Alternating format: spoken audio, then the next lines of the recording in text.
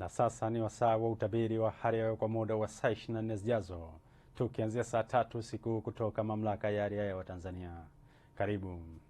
Usiku wa leo ni matarajio yetu kuwa mikoa ya Kigoma, Tabora pamoja na Katavi, mikoa inatarajiwa kuwa na hali ya mawingu, mvua na ngurumo katika maeneo machache.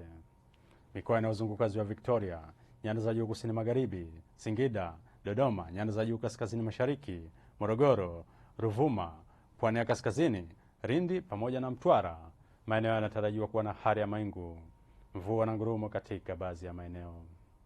Upepo wa bahari unatarajiwa kuvuma kwa kasi ya kilomita 30 kwa saa kwa upande wa pwani ya kaskazini na kilomita 20 kwa saa kwa upande wa pwani ya kusini.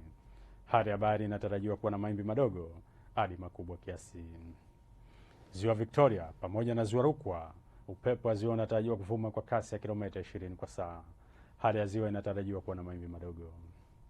Ziwa Tanganyika pamoja na Ziwa Nyasa, upepo wa ziwa unatarajiwa kuvuma kwa kasi ya kilomita 30 kwa saa. Hali ya ziwa inatarajiwa kuwa na mawimbi makubwa kiasi.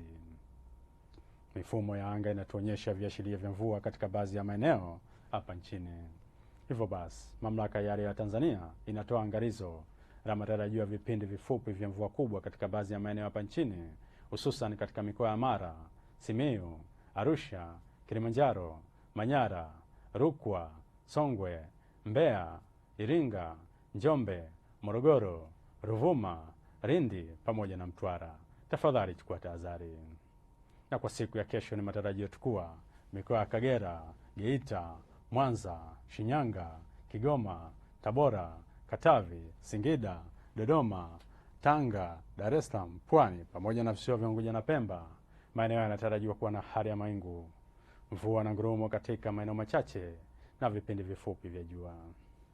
Maeneo ya nyanda za juu kusini magharibi, Arusha, Kilimanjaro, Manyara, Mara, Simiyu, Morogoro, Ruvuma, Lindi pamoja na Mtwara, maeneo yanatarajiwa kuwa na hali ya mawingu, mvua na ngurumo katika baadhi ya maeneo na vipindi vifupi vya jua.